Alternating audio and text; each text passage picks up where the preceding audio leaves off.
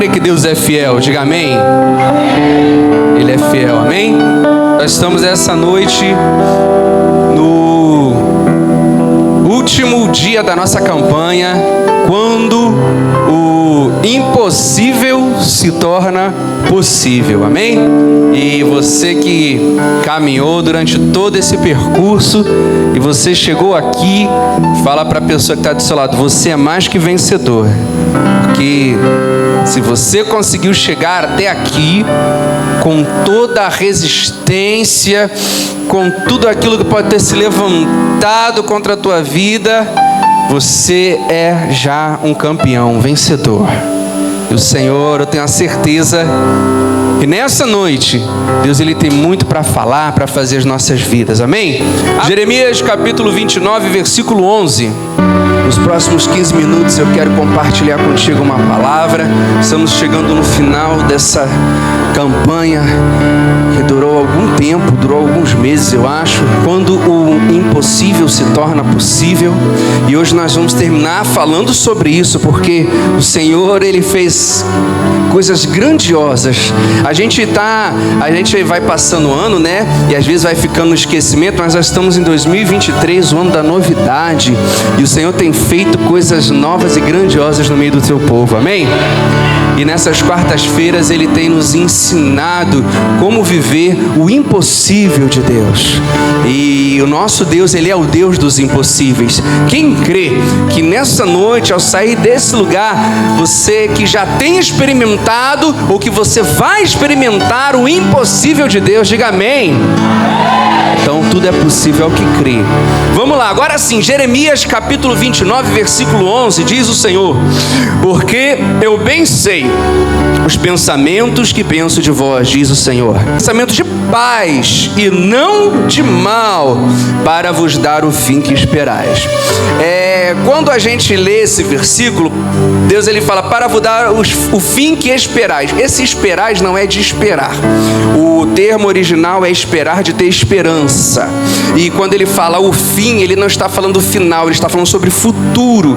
Por isso, a tradução, eu peguei aqui uma outra tradução. Se você não tiver essa tradução contigo, não tem problema, mas eu peguei a Nova Versão Internacional, que traduz muito melhor esses termos, e eu quero ler para você, se você tiver no seu celular ou na tua Bíblia, Jeremias 29, versículo 11, na tradução da NVI, Nova Versão Internacional. Ele fala assim, ó: Deus falando para mim e para você: porque sou eu que conheço os planos que tenho para vocês, diz o Senhor, planos de fazê-los prosperar, diga eu prosperarei, e não lhe causar dano, planos de dar-lhes esperança, diga eu tenho esperança, e um futuro. Amém? O Senhor, Ele tem planos para mim e para você. Planos, Ele diz, para nos fazer prosperar. Prosperar significa ser bem-sucedido naquilo que você fizer. E planos para não lhes causar dano. Porque a vontade de Deus, ela é boa, perfeita e agradável. Ela não causa dano. E Ele diz: planos para dar-lhes uma esperança e um futuro. Amém? E aí eu queria... eu estava vendo essa semana, não sei se você já viu, é porque a gente começa a ver que a gente está velho quando a gente vê diferença de gerações. Olha só que coisa interessante. Eu vou perguntar para você que está aqui: quem aqui está que já viu um filme chamado Karate Kid? Tudo bem, agora olha só que interessante. O Karate Kid que você viu, quem era o ator que fazia o Sr. Miyagi? Era um velhinho, carequinho, o Pat Morita, ou era o Jackie Chan? Pat Morita, irmão? Pat Morita, né? Só que a galerinha mais nova já viu do Jackie Chan, né? Você fala Karate Kid, a pessoa fala: ué, teve outro Karate Kid? Teve. Viu os dois? E o Daniel LaRusso no antigo era o Ralph Macchio, né? Nem é conhecido muito. E nesse agora era o filho do Will Smith, né? O Jaden Smith, né? Mas olha só que interessante, nesse filme, tanto no novo quanto no antigo, eu achei muito interessante porque a história, todo mundo já viu, né? Mas se você morava em Marte, nunca viu, vou te falar rapidinho a história. O menino, ele se muda para um local com a mãe. Que isso, Jesus? Misericórdia. Eu só me ligando do trabalho essa hora. O menino, ele se muda para um local com a mãe, e nesse local onde ele se muda com a mãe, ele vai para uma escola, mas é um lugar onde ninguém conhece eles começam uma nova vida, um lugar que ninguém conhece eles, é ele e a mãe somente. E aí ele começa a frequentar a escola desse lugar. Só que na escola tem muitos meninos que são valentões, que sabem artes marciais, tanto no primeiro quanto no segundo é a mesma história. E aí eles começam a mexer com ele na escola e começam a bater nele, fazer bullying. Aí todo dia o menino chega em casa todo machucado, né? Porque apanha na escola dos coleguinhas que sabem arte marcial, e fala com a mãe que não quer mais ir para a escola e tudo mais. Aí ele descobre que ele tem um vizinho, que é um senhor já, que não é casado, tem ninguém, mas que é um professor de artes marciais. E aí esse professor se propõe a ensinar para esse menino artes marciais, e para que ele possa se defender dos meninos que batem nele. E aí ele começa a treinar com esse senhor, mas o interessante é o treinamento, porque no primeiro Karate Kid era um treinamento, no segundo era outro, mas o princípio era o mesmo. Para a galerinha agora da atualidade, né, tem o famoso tira casaco, bota casaco, né? Aí ele chegou para treinar, aí o mestre falou, coloca o casaco. Aí ele botou o casaco, ele falou, tira o casaco. Ele tirava o casaco. Agora bota casaco. Ele bota o casaco, tira o casaco. Ele tira o casaco, né? E aí ele fica só nessa, e ele vai treinar e o professor não ensina nada para ele além disso, fica mais conversando com ele, coisas filosóficas e tudo mais. Aí tem uma hora que ele se enfesa, né? Depois de muito tempo fazendo isso, tira casaco, bota casaco, ele se enfesa com o professor e ele fala assim, eu não aceito mais isso, eu vim aqui para o senhor me ensinar, para eu saber arte marcial, para eu dar uma surra naqueles garotos que mexem comigo na escola, e o senhor só fica nessa de tira casaco, bota casaco, que negócio é esse? E aí ele fala, não vou treinar mais não. Aí o professor o mestre para e fala, agora bota o casaco. Ele bota, tira o casaco, ele tira. Agora faz isso rápido, eu vou te atacar e você bota casaco. Aí quando ele vai atacar o menino, ele bota casaco, aí ele consegue se defender. Aí ele tira casaco, ele se defende. E aí o menino vê que na verdade o professor estava treinando ele sem ele perceber. Ele estava sendo preparado sem ele nem ter noção. Por quê? Porque o treinamento que o mestre estava dando para ele não era o treinamento.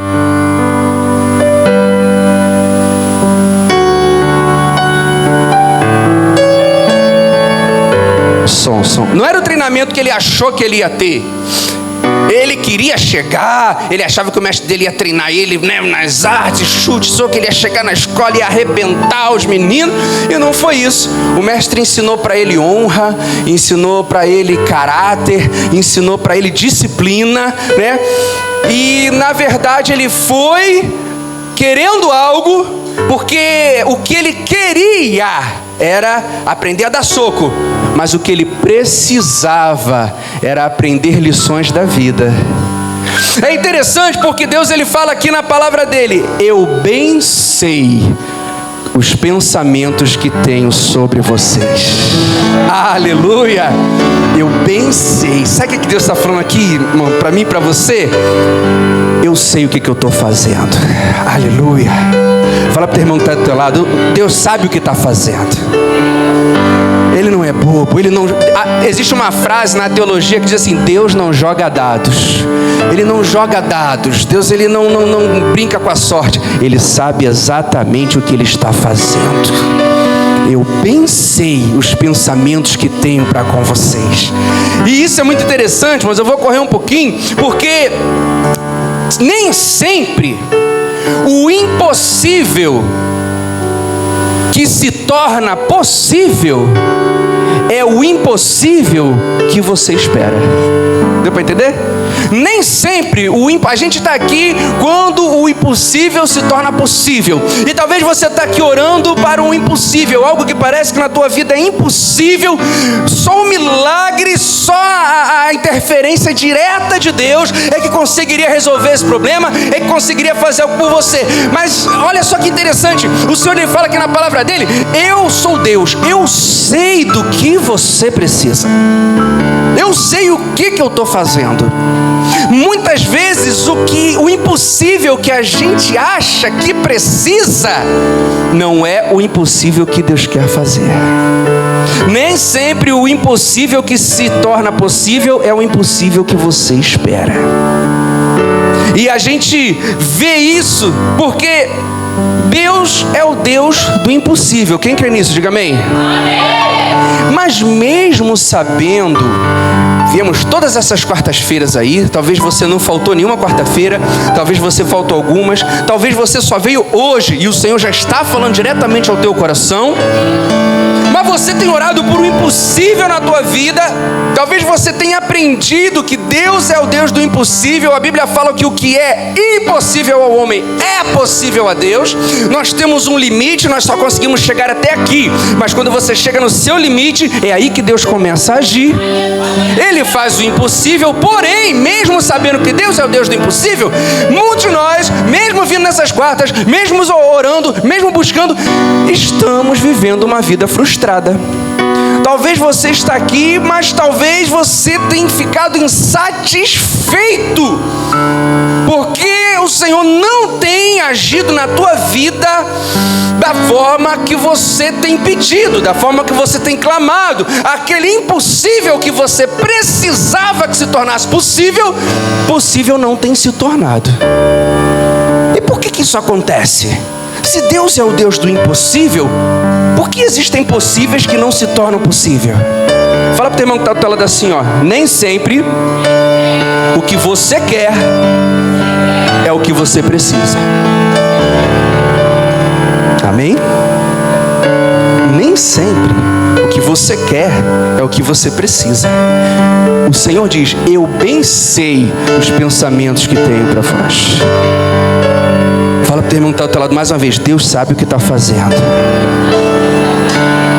Amado, nem sempre o impossível que Deus quer tornar possível na sua vida é aquilo que você espera. Nem sempre você está orando por algo, clamando por um milagre, pedindo que Deus ele faça alguma coisa, mas pode acontecer que aquilo pelo qual você tem orado, aquilo que você tem clamado, aquele milagre que você tem a certeza que se acontecer na tua vida vai mudar tudo, nem sempre é esse milagre que Deus quer fazer na tua vida. Pode parecer ruim, pode parecer confrontador, mas é também libertador quando você entender o que Deus ele quer fazer na tua vida nessa noite. Existem alguns exemplos na palavra. Existiu lá, depois você lá, 2 Reis, capítulo 5, um camarada chamado Naamã. Naamã estava doente, leproso. Naamã era uma pessoa muito conhecida, ele era o capitão da guarda do rei da Síria. Ele vai até Israel, onde ele ouve dizer que tem um profeta. Ele chega na porta do profeta, ele manda anunciar: o grande Naamã está aqui. Ele estava doente, leproso. Naquela época a lepra era considerada uma doença sem cura. Sabe o que o profeta Eliseu faz? Nem vai ao encontro de Naamã, manda o seu servo e dá uma receita para Naamã. Naamã, o capitão da guarda, chegou lá com todas as pompas, levou presente para o profeta: eu estou leproso, eu estou doente, esse camarada ele vai me receber com todas as honras, com todas as glórias, que a gente não é assim, a gente não quer ser recebido com todas as honras, com todas as glórias, a gente não quer estar diante do holofote, tudo tem que girar em torno da gente. E ele chegou lá diante de Eliseu e falou: manda chamar o profeta, fala para ele que o grande Naamã está aqui.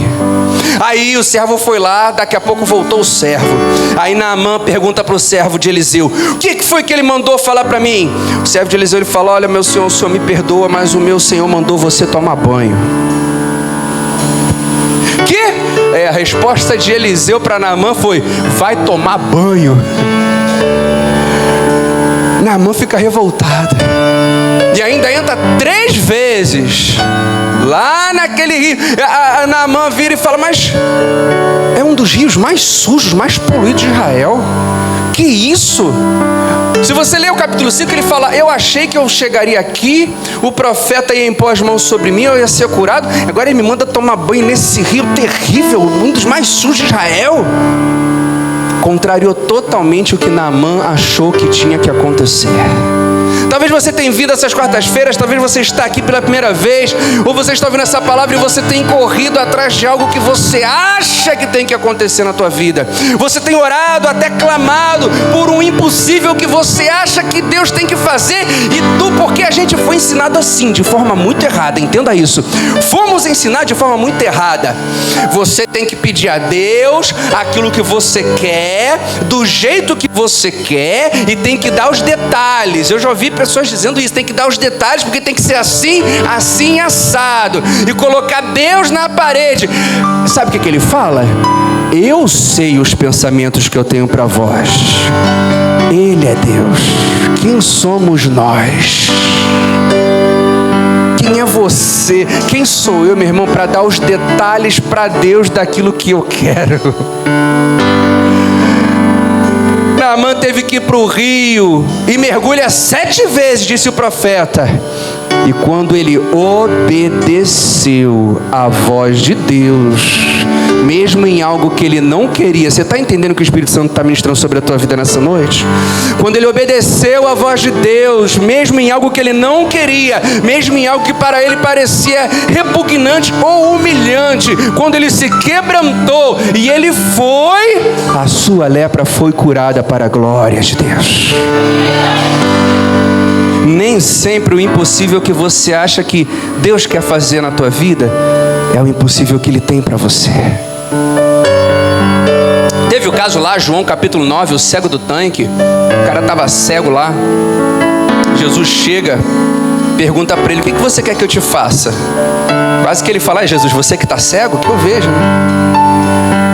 Aí o que Jesus faz para curar aquele camarada?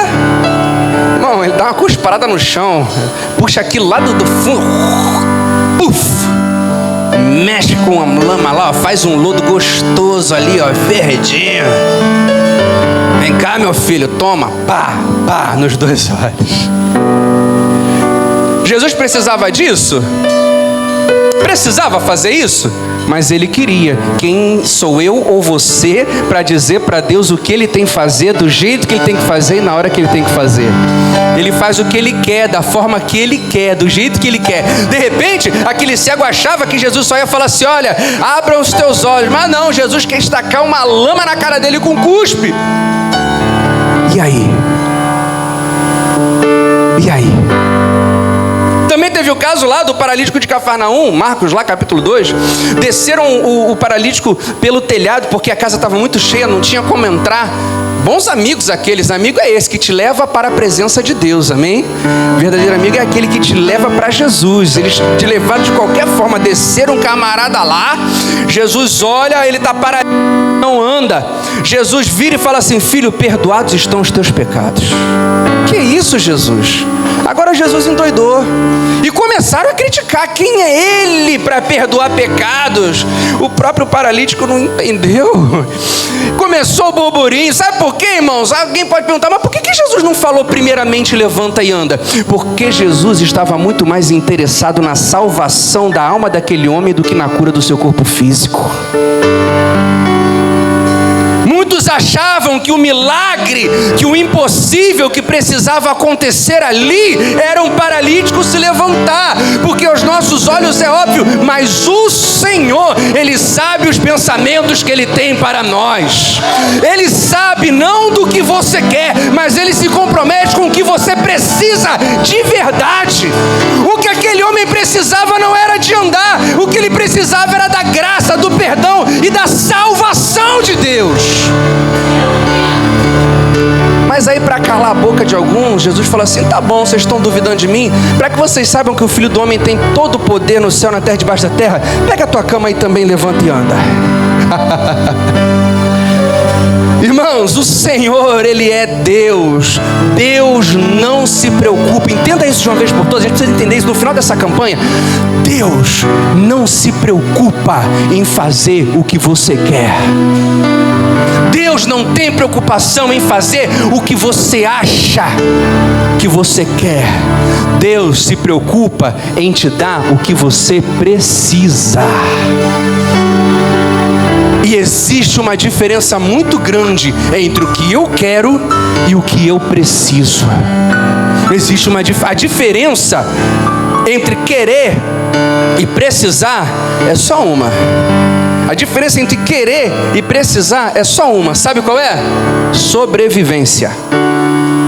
Quando você tiver alguma coisa no teu coração que você queira muito e você fique na dúvida, será que eu quero isso? Ou será que eu preciso? Será que eu só quero? Ou será que eu preciso? Entenda uma coisa, é a sobrevivência. Para e pensa. Agora, pega, coloca a mão lá no teu coração. Estou falando filosoficamente, irmãos, em nome de Jesus. Lá no teu coração, tira aquilo que você acha que você precisa, coloca diante de você e faz a seguinte pergunta: eu conseguiria viver sem isso? Isso que eu acho que eu preciso tanto, isso que eu tenho buscado tanto, isso que eu tenho colocado tanto diante de Deus, isso que eu tenho quase até que me afastar do Senhor para correr atrás desse propósito. Será que eu consigo viver sem isso? Se você consegue viver sem, você não precisa, você só quer. Porque aquilo que você precisa, você não consegue sobreviver sem. Mas aquilo que você quer, se você não tiver, você continua vivendo. Não que seja errado querer alguma coisa. Não é errado querer alguma coisa. Mas Deus só vai tornar possível o impossível que você precisa. Fala para o teu irmão que está ao teu lado. Deus só vai tornar possível o impossível que você precisa. Não que querer alguma coisa seja errado. Mas sabe qual é o problema, irmãos? A gente confunde querer com precisar.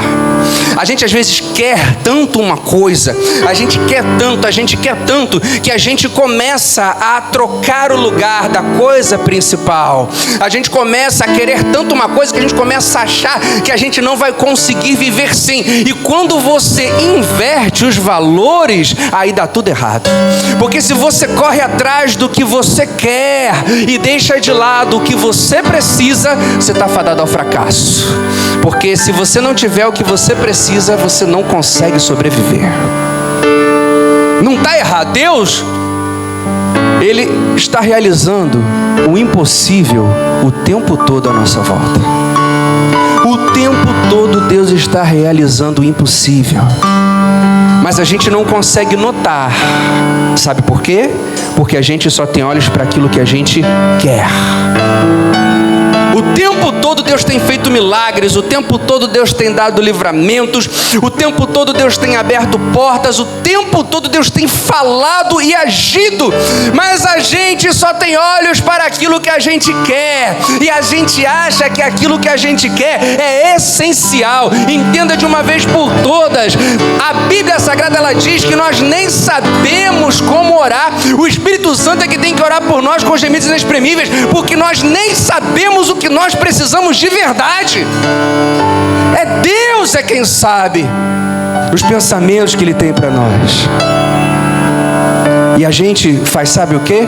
Rejeita o impossível de Deus.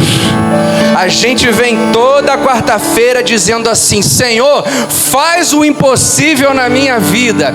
Toda quarta-feira a gente vem orar, a gente escreve no papelzinho: Senhor, realiza o impossível na minha vida. E o Senhor tem falado ao teu coração: esse milagre que você está pedindo, esse impossível, não é o impossível que eu quero fazer na tua vida. Eu quero fazer algo além, eu quero fazer algo maior. E a gente diz o quê?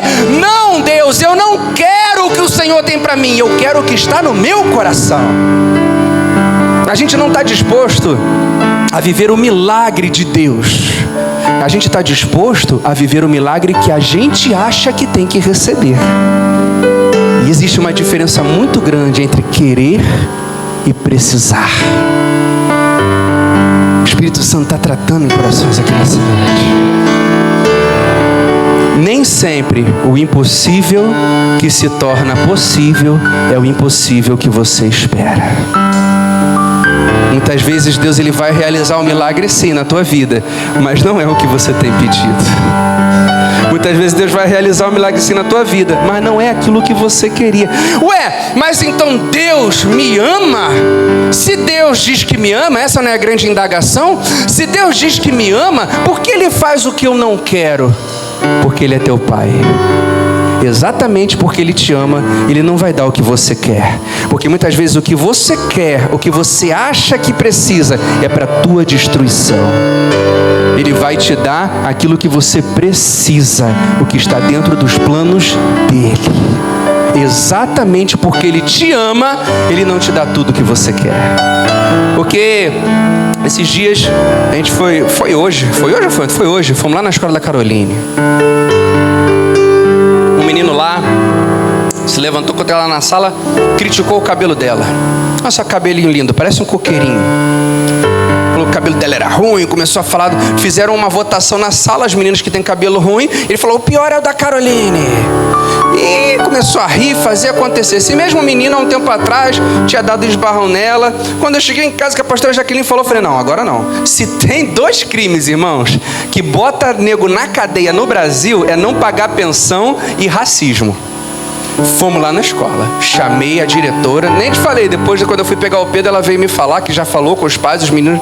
Aí cheguei lá na escola, falou lá na sala da diretora, falei, olha só, sou o pai da Caroline, a pastora Jaqueline também falou, falei, olha só, eu exijo que a senhora tome uma atitude contra esses meninos, porque foi crime de racismo. Se a senhora não colocá-los em suspensão, eu vou denunciar a sua escola para o MEC.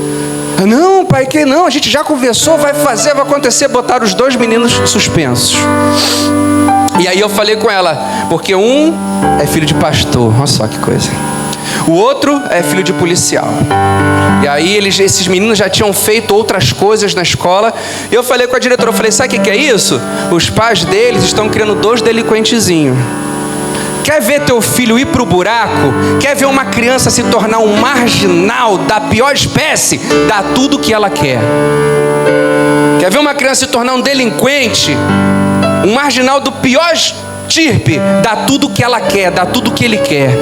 Porque se você dá tudo o que ela te pede, dá tudo o que ele te pede, seja bom, seja mal, quando ele crescer, quando ela crescer e não conseguir ter o que quer, não conseguir ter o que acha que precisa, vai roubar para ter, vai matar para ter, vai enganar para ter. Quer ter um futuro delinquente? Dê tudo o que ele quer. Porque o Senhor te ama, Ele não te dá tudo o que você quer. De que modo que a gente vai viver o impossível de Deus? Vamos voltar lá para Jeremias 29:11. O Senhor fala, porque sou eu que conheço os planos que tenho para vocês, diz o Senhor. Creia que Ele é bom e que Ele sabe o que Ele está fazendo. Mas o que está acontecendo na minha vida não é o que eu planejei. Ele sabe o que está fazendo. Mas é um caminho estranho para mim, escuro. Eu não planejava, eu não sabia que ia chegar até lá. Você precisa crer que Deus é bom. E se Ele é bom, Ele não vai permitir que mal nenhum te alcance. Ele continua dizendo, eu sei os planos que tenho para vocês, planos de fazê-los prosperar e não de lhes causar dano, para lhes dar esperança e um futuro. Creia que Deus ele tem planos excelentes para você e Ele sabe do que você realmente precisa. Amém? Quem crê nisso, aplauda o Senhor.